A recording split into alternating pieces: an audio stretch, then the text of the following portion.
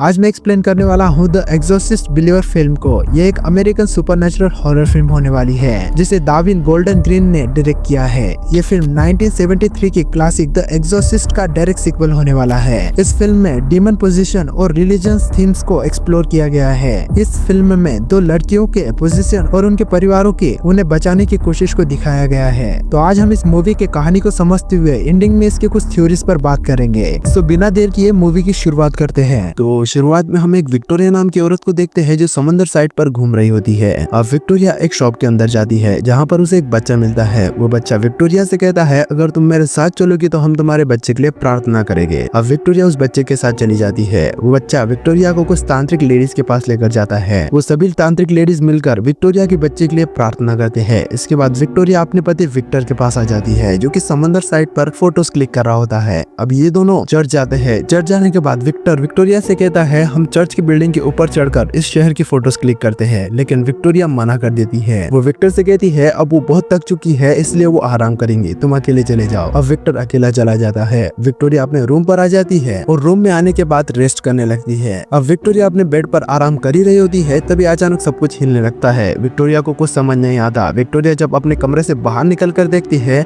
तो सभी बिल्डिंग के लोग नीचे की ओर भाग रहे होते हैं क्योंकि इस जगह पर बहुत ही पावरफुल अर्थक्वेक आया था। अब विक्टोरिया नीचे जाने की कोशिश करती है लेकिन लोगों की भागदौड़ में वो निकल नहीं पाती। इधर हम विक्टर को देखते हैं जिसे विक्टोरिया की बहुत चिंता होने लगती है और इस अर्थक्वेक की वजह से उस जगह की सभी बिल्डिंगें डिस्ट्रॉय होने लगती है। अब अर्थक्वेक रुकने के बाद विक्टर विक्टोरिया को ढूंढने के लिए बिल्डिंग के अंदर जाता है जहाँ पर विक्टोरिया उसे एक पत्थर के नीचे दबी मिलती है। विक्टोरिया के सांसें अभी भी चल रही थी। अब विक्टर विक्टोरिया को तुरंत अस्पताल ले जाता है। अस्पताल में ले जाने के बाद डॉक्टर्स विक्टर से कहते हैं वो या तो माँ को बचा सकते हैं या फिर बच्ची को बचा सकते हैं। अब विक्टर को कुछ समझ नहीं आ रहा था।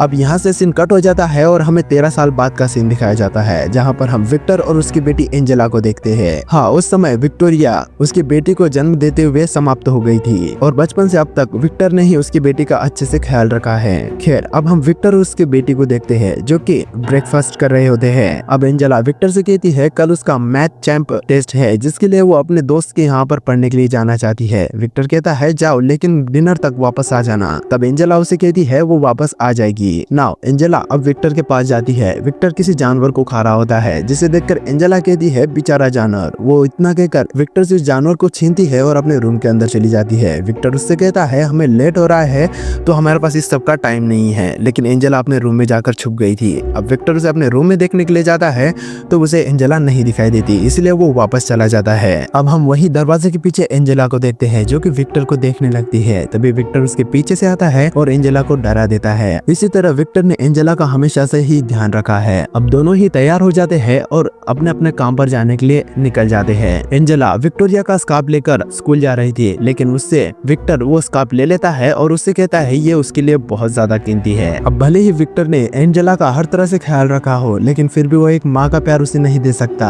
अब विक्टर एंजेला को स्कूल छोड़ देता है और वो भी अपने फोटोशूट की शॉप पर चला जाता है। अब हम इधर एंजेला को देखते हैं जो कि अपने फ्रेंड से कहती है अगर उसके पिता का कॉल आए तो उनसे कह देना मैं तुम्हारे साथ स्टडी कर रही हूँ। अगर उन्होंने फिर भी कॉल किया तो उन्हें कहना मैं बिजी हूँ। इससे हम व्यूअर समझ जाते हैं कि एंजेला आज उसके फ्रेंड के घर स्टडी करने नहीं बल्कि कहीं और ही जाने वाली है। अब स्कूल खत्म होता है और स्कूल खत्म होने के बाद एंजेला और कैथरीन दोनों ही जंगल के अंदर चली जाती है। अब जंगल के अंदर जाने के बाद वो दोनों एक बहुत ही पुरानी नाली के पास पहुँचते हैं। अब एंजेला और कैथरीन दोनों ही उस नाली के अंदर चले जाते हैं। अंदर जाने के बाद वो एक कैंडल जलाते हैं और कुछ रिचुअल के वर्ड्स को दोहराने लगते हैं। असल में एंजेला और कैथरीन इस जगह पर इसलिए आए थे क्योंकि एंजेला को अपनी माँ की सोल से बातें करनी थी और वो इस काम को एक रिचुअल के जरिए करने वाले थे। इस रिचुअल के बारे में कैथरीन को पता था और कैथरीन इस रिचुअल को एक बुक में से सीखी थी। अब वो दोनों इस रिचुअल को कर ही रहे होते हैं तभी अचानक सीन कट हो जाता है। अब इधर हम विक्टर को देखते हैं जो कि एंजेला का अपने शॉप के अंदर बहुत वेट करता है लेकिन जब एंजेला वहाँ पर नहीं आती तो उसे लगता है कि वो घर चली गई होगी। विक्टर घर जाकर देखता है तो एंजेला घर पर भी नहीं होती। अब विक्टर को एंजेला की चिंता सताने लगती है। विक्टर रात को ही एंजेला को देखने के लिए उसके फ्रेंड के घर जाने वाला था। इससे पहले वो कैथरीन के मॉम डैड को फोन करता है और उनसे पूछता है क्या मेरी बेटी तुम्हारे घर पर है। तब कैथरीन की माँ कहती है नहीं, आज वो दोनों विशाखा के घर पढ़ाई करने के लिए जाने वाले थे। विक्टर कहता है क्या विशाखा के घर? उसने तो मुझसे कहा था कि वो कैथरीन के घर जाने वाली है। अब कैथरीन की माँ विशाखा को कॉल करती है और उससे कहती है बेटा तुम्हारे घर पर हमारे बच्चे आज पढ़ाई करने वाले थे तो क्या वो तुम्हारे साथ है? तब विशाखा कहती है नहीं आंटी, वो मेरे साथ नहीं नहीं है। ये सुनकर कैथरीन की माँ अब चिंता करने लगती है। वो पूछती है, बेटा तुमने उन्हें कहीं पर जाते हुए देखा था? हाँ, वो दोनों जंगल की ओर गए थे और उन दोनों ने मुझसे ये कहा था अगर किसी ने कॉल करके उनके बारे में पूछा तो उन्हें बता देना कि वो दोनों उसके साथ है। अब इससे कैथरीन के परिवार और विक्टर को समझ आ जाता है कि उनकी बेटियां उन्हें झूठ बोलकर कहीं पर चली गई है। अब वो सभी लोग जंगल के अंदर उन्हें ढूंढने के लिए चले जाते हैं। अब विक्टर उन्हें ढूंढते हुए उसी पुराने नाले के पास आ जाता है। वहाँ आकर उसे एंजेला का जूता और उनकी कुछ और चीजें मिलती है। इससे विक्टर समझ जाता है कि उनके साथ कुछ न कुछ तो गलत हुआ है। अब इसके बाद वो पुलिस को इन्फॉर्म करते हैं। पुलिस की सारी सर्च टीम इस जंगल में आकर उन दोनों लड़कियों को ढूंढने लगते हैं। पुलिस उस जगह के फुटेजेस को चेक करते हैं तो उन्हें पता चलता है हाँ, ये दोनों लड़कियां उस जंगल के अंदर गई थी लेकिन वापस नहीं आई। अब विक्टर की बेटी गायब थी और विक्टर को कुछ समझ नहीं आ रहा था, जिसकी वजह से वो बेवजह ही टॉम पर भड़क जाता है और इन दोनों के बीच में बहस हो जाती है। लेकिन एक लेडी उन्हें समझाती है, मैं जानती हूँ कि आप लोग मायूस हो लेकिन ये वक्त झगड़ने का नहीं बल्कि समझदारी से काम लेने का है। अब ये लोग शांत हो जाते हैं। अब विक्टर को पता चलता है उस नाले के पास कुछ टूरिस्ट के टेंट थे। विक्टर उन टूरिस्ट से जब पूछता है कि क्या उन्हें उनकी बेटियों के बारे में कुछ पता है, तब वो लोग साफ मना कर देते हैं। अब इन दोनों लड़कियों की गायब होने की खबर न्यूज चैनल पर भी आने लगती है। ये मामला और भी पेचीदा होता जा रहा था। अब विक्टर उन टूरिस्ट के पास फिर से जाता है और उनसे रिक्वेस्ट करता है कि अगर उन्होंने उनकी बेटियों को कहीं देखा है तो प्लीज उन्हें बता दो। लेकिन वो टूरिस्ट विक्टर की बेटी के बारे में गलत सलत बातें करते हैं, जिसकी वजह से विक्टर को बहुत गुस्सा आ जाता है और वो वहाँ पर टेबल पलटी कर देता है और वहाँ से चला जाता है। अब विक्टर घर पर आ जाता है। घर आने के बाद वो देखता है कि उसके पड़ोसियों ने उसके घर पर कुछ तांत्रिक लेडीज को बुलाया है। विक्टर को कुछ समझ नहीं आ रहा था। विक्टर का पड़ोसी विक्टर को समझाता है कि ये लेडीज इस जगह पर प्रार्थना कर रही है ताकि तुम्हारी बेटी जल्दी से मिल जाए। लेकिन विक्टर इस समय बहुत स्ट्रेस में था। वो उसके पड़ोसी और उन सभी लेडीज को घर से बाहर जाने के लिए कहता है। अब वो सभी लोग यहाँ से चले जाते हैं। अब हम एक फार्मर और उसके बेटे को देखते हैं। अचानक से इस फार्मर का घोड़ा किसी वजह से समाप्त हो जाता है। फार्मर उसके बेटे से कहता है तुम तुरंत अपने गोडाउन में जाओ और वहाँ से कुछ कैंडल्स को लेकर आओ। फार्मर का बेटा गोडाउन की तरफ जाता है और वहाँ पर उसे कैथरीन और एंजेला मिलती है। उसे देखकर फार्मर का बेटा घबरा जाता है कि ये लड़कियां यहाँ पर कहाँ से आई और वो जोर से चीखने लगता है। अब हम विक्टर को देखते हैं जिसे उसकी बेटी के मिलने की खबर मिलती है। विक्टर पूरे तेजी से अपने गाड़ी से अस्पताल की तरफ बढ़ने लगता है। अस्पताल में जाने के बाद वो अपनी बेटी से मिलता है। अब वो पुलिस लेडी एंजेला से पूछती है तुमने थोड़ी देर पहले जो हमें बताया वही बताओ, तुम कितनी देर से गायब थी? तब एंजेला कहती है वो 2-3 घंटे के लिए गायब थी। इसे सुनकर विक्टर हैरान था। उन्हें गायब हुए 2-3 दिन हो चुके थे। अब एंजेला के पास कुछ डॉक्टर्स आते हैं और उससे पूछते हैं तुम्हारे साथ क्या हुआ? तब एंजेला कहती है हम जंगल के अंदर गए, तभी बारिश शुरू हुई, फिर वो चलते गए और बस चलते ही गए और अचानक वो उस गोडाउन में पहुंच गए। इसके अलावा उन्हें कुछ भी नहीं पता है। और दोनों लड़कियों के जवाब सेम थे, कैथरीन और एंजेला के। अब डॉक्टर इन लड़कियों के पैरों में लगे हुए जख्मों को देखते हैं जो कि बहुत ज्यादा दूर तक चलने की वजह से बन गए थे। डॉक्टर इन लड़कियों का सब कुछ चेकअप करती है और उन्हें पता चलता है इन लड़कियों के साथ कुछ जोर जबरदस्ती भी नहीं हुई है। तो ये लड़कियां आखिरकार गायब हुई कहाँ थी? अब विक्टर एंजेला को घर ले आता है। घर ले आने के बाद विक्टर एंजेला से शांति से पूछता है आखिरकार बेबी तुम गायब कहाँ हुई थी? तब एंजेला कहती है उसे उसकी माँ की हर वक्त आवाज आती रहती है। वो अपनी माँ से बात करना चाहती थी, इसीलिए वो लोग जंगल में गए और उन्होंने एक रिचुअल किया, जिसके बाद अचानक उनके साथ क्या हुआ उन्हें इसके अलावा कुछ भी नहीं पता है। अब विक्टर एंजेला के रूम का लाइट्स को ऑफ करता है और ब्रश करने चला जाता है। अब विक्टर वॉशरूम में ब्रश कर ही रहा होता है, तभी वहाँ पर एंजेला आ जाती है और वो रूम की लाइट को ऑन कर देती है। विक्टर उससे पूछता है क्या तुम्हें बाथरूम जाना है? तब एंजेला कुछ भी नहीं कहती। अब विक्टर उसे फिर से रूम में सुला देता है और फिर से ब्रश करने के लिए वॉशरूम में आ जाता है। तभी अचानक लाइट ब्लिंक करती है और एंजेला वहाँ पर बिना आवाज किए हुए आ जाती है। इसे देखकर विक्टर हैरान हो जाता है। अब विक्टर अपने घर के मेन स्विच को देखता है तो वहाँ पर सब कुछ सही होता है। अब तभी वहाँ पर एक शॉर्ट सर्किट हो जाता है जिसकी वजह से विक्टर के हाथ में चोट लग जाती है।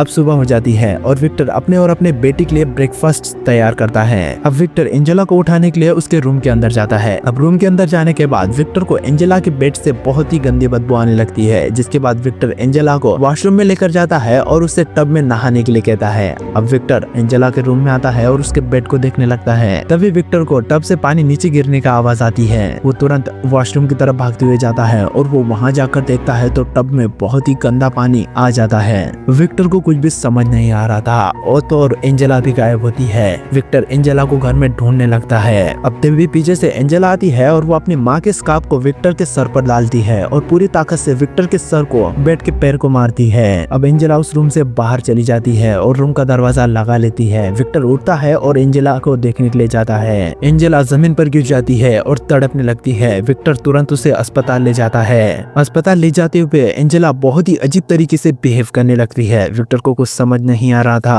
अब हम कैथरीन को देखते हैं। कैथरीन का पूरा परिवार चर्च में आया होता है। चर्च में कैथरीन की वापसी की खुशी मनाई जा रही थी। अब कैथरीन की मॉम कैथरीन के पास आती है, लेकिन कैथरीन अपनी जगह पर नहीं होती। कैथरीन की माँ बच्चों से उसके बारे में पूछती है, लेकिन बच्चों को भी उसके बारे में कुछ नहीं पता था। अब टॉम कैथरीन को ढूंढने लगता है। टॉम चर्च के किचन रूम में जाता है, जहाँ पर जाने के बाद वो देखता है कि वहाँ का सारा सामान बिखरा पड़ा है। अब हम कैथरीन को देखते हैं, जो कि बहुत ही गंदे कपड़ों के साथ चर्च के अंदर आती है। सभी लोग कैथरीन को देखने लगते हैं। तभी कैथरीन पूरे चर्च में जोर जोर से चिल्ला चिल्ला कर कहने लगती है, शरीर और खून, शरीर और खून। ये कैथरीन कई बार कहती है। कैथरीन की मॉम उसे संभालने की कोशिश करती है, लेकिन कैथरीन फिर भी चुप नहीं होती। अब कैथरीन को भी अस्पताल ले जाया जाता है। अब विक्टर, टॉम और कैथरीन की माँ इन बच्चों के अजीब व्यवहार को लेकर कुछ डिस्कशन कर रहे होते हैं। विक्टर टॉम और कैथरीन की माँ से कहता है, बच्चों ने अपने जूते उतारे और 30 मील चली गई, ये कैसे हो सकता है। कैथरीन की माँ कहती है, उन्होंने जंगल में कुछ ऐसा किया है जिसकी वजह से बुरी आत्माएं उनके अंदर चली गई है। शैतान इसी तरह से तो काबू करता है। कैथरीन की माँ कहती है, जानती हो जीसस क्रॉस पर मरने के बाद कहाँ गए थे? वो नर्क गए थे।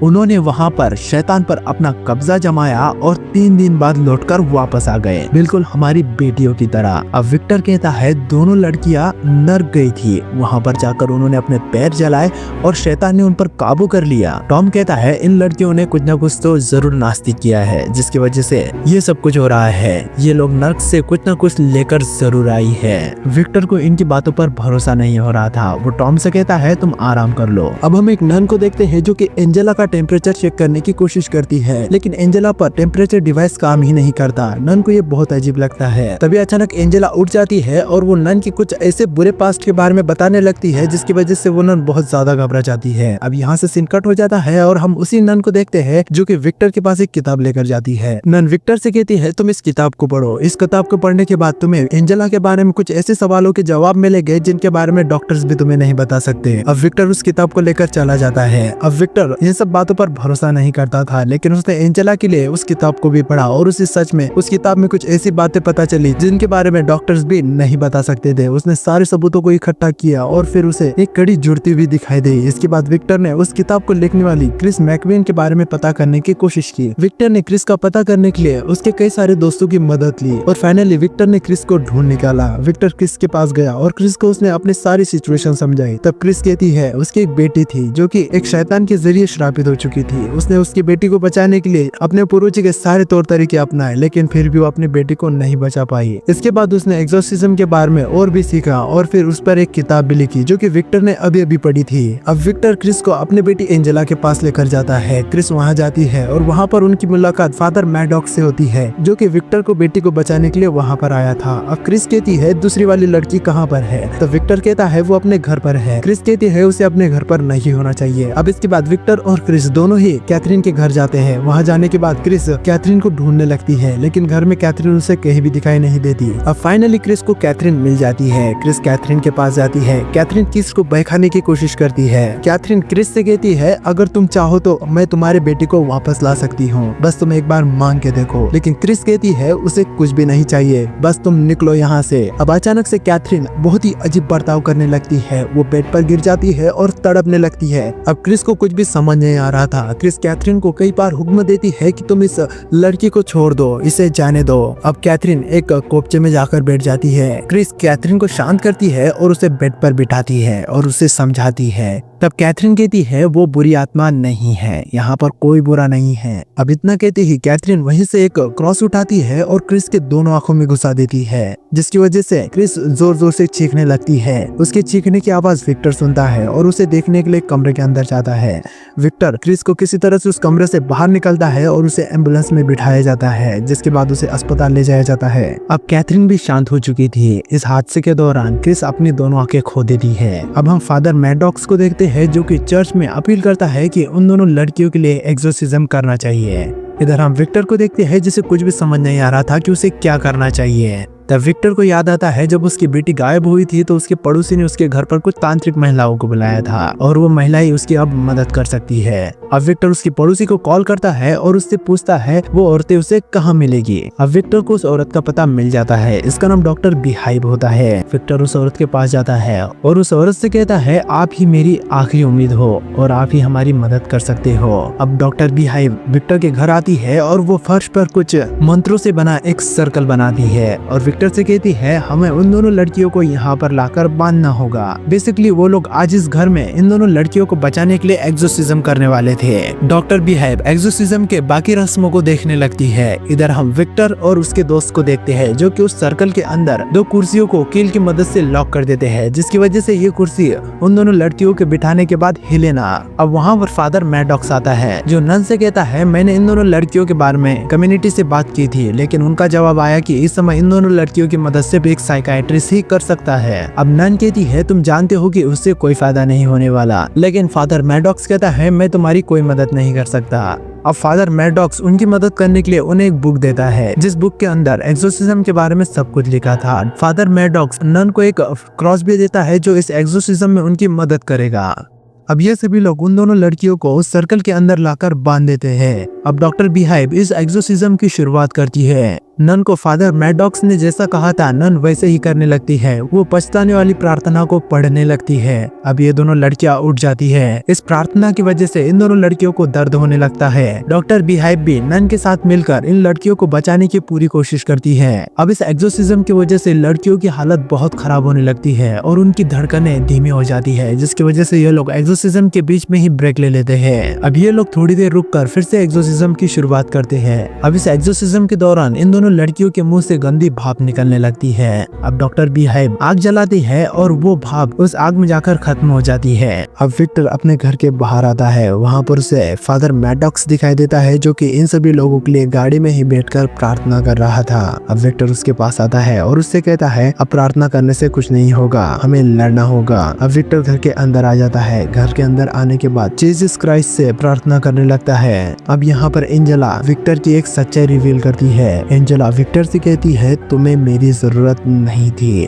तुमने उस समय फैसला कर लिया था। दरअसल एंजेला जब विक्टोरिया के पेट में थी तब डॉक्टर्स ने कहा था कि वो माँ या फिर बेटी को बचा सकते हैं। उस समय विक्टर ने अपने वाइफ को चुना था। ऊपर वाले ने विक्टर के साथ खेल खेला। उसने वो बेटी उसे दे दी जो उसे नहीं चाहिए थी और उसकी पत्नी छीन ली। अब विक्टर इस बात को सुनकर पूरी तरह से ट्रॉमा में चला जाता है। अब यहाँ पर ये दोनों लड़कियां विक्टर को और एक फैसला करने के लिए कहती है, या तो वो एक लड़की को बचा सकते हैं या फिर दोनों ही मारी जाएगी। अब विक्टर को कुछ समझ नहीं आ रहा था कि आखिरकार उसे क्या करना चाहिए। तभी वहाँ पर फादर मैडॉक्स आता है जो इन दोनों लड़कियों को बचाने के लिए एक्सोर्सिज्म में हिस्सा लेता है। लेकिन ये दोनों लड़कियां इतनी ताकतवर थी कि वो फादर मैडॉक्स की गर्दन मोड़कर उसे समाप्त कर देती है। अब विक्टर भागते हुए जाता है और अपने पत्नी का स्कार्फ लाता है और वो उसे एंजेला के गले में डालता है और उसे बहुत मोटिवेट करता है। इधर कैथरीन भी रोते हुए अपने माँ बाप से कहती है उसे चुनो। अब टोनी को कुछ समझ नहीं आ रहा था। वो बिना सोचे समझे कैथरीन को चुनता है, जिसकी वजह से ये दोनों लड़कियां बेहोश हो जाती है। अब ये लोग इन्हें चेयर से आजाद कर देते हैं। अब एंजेला थोड़ी होश में आती है। एंजेला अपने सर को विक्टर के सर को मारती है, जिसकी वजह से विक्टर दूर जा गिरता है। अब यहाँ पर बहुत ही ज्यादा पैनिक भरी सिचुएशन हो जाती है। एंजेला की हार्ट बीट्स यहाँ पर बहुत ज्यादा तेज हो जाती है। एंजेला अपनी जगह से उठती है। वो हवा में ही फ्लाई करने लगती है। उस जगह की आग भी बुझ जाती है और उस रूम के लाइट्स भी ब्लास्ट कर जाते हैं। एंजेला हवा में होती है। तभी एंजेला के मुंह से कुछ अजीब सी चीज निकलती है जो कि ऊपर दीवार को जा लगती है। अब दीवार से वो चीज गायब हो जाती है और एंजेला नीचे जमीन पर गिर जाती है। एंजेला की हार्ट बीट्स पूरी तरह से रुक जाती है। अब हम कैथरीन और एंजेला की हार्ट बीट्स को मॉनिटर पर देख पाते हैं। अब अचानक यहाँ पर एक ग्लिच होता है। एंजेला की हार्ट बीट्स जो कि रुक चुकी थी और कैथरीन जिसके हार्ट बीट्स चढ़ रही थी, अचानक यहाँ सब उल्टा हो जाता है। कैथरीन की हार्ट बीट्स रुक जाती है और एंजेला की हार्ट बीट्स चलने लग जाती है। अब कैथरीन अपने आप को उसी नाले में पाती है जहाँ पर वो स्टार्टिंग में आई थी।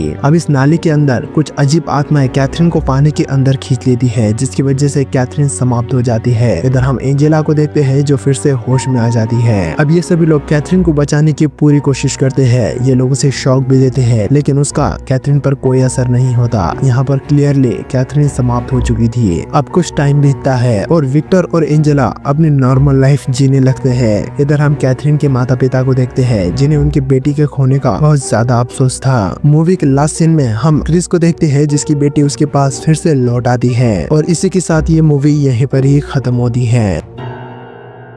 तो अब इस मूवी के कुछ थ्योरीज पर बात करते हैं। तो आखिर में जब टोनी ने अपने बेटी को चुना था तो एंजेला कैसे बच गई और कैथरीन कैसे समाप्त हो गई? तो इसका आंसर सिंपल है, शैतान ने इनसे झूठ बोला था। जिस किसी ने भी इस गेम में हिस्सा लिया वो इस गेम को हार गया, लेकिन विक्टर ने किसी को नहीं चुना, यानी कि उसने शैतान की गेम में हिस्सा ही नहीं लिया, इसलिए वो जीत गया। और ऐसा भी हो सकता है कि शैतान ज्यादा ताकतवर दिखाने के लिए ऐसा कर सकता है। अब बात करते हैं इस मूवी की सेकंड थ्योरी की, क्या एंजेला पूरी तरीके से आजाद हो चुकी है? तो मुझे लगता है नहीं। अब एंजेला पूरी तरीके से आजाद हो चुकी है ऐसा मूवी के किसी भी सीन में नहीं दिखाया गया है। अब क्या पता इस मूवी के सीक्वल में एंजेला फिर से पोजेस हो जाए, और ऐसा अक्सर फ्रेंचाइज की मूवीज में होता है। कुछ भी हो सकता है। आपको क्या लगता है मुझे कमेंट में जरूर बताना, और अगर वीडियो पसंद आए हो तो वीडियो को लाइक और हमारे चैनल एक्सप्लेनर वीडियो को सब्सक्राइब जरूर से कर देना, क्योंकि मैं आपके लिए ऐसा ही मूवी कंटेंट लाता रहूंगा। मैं मिलता हूँ आपको नेक्स्ट मूवी के साथ।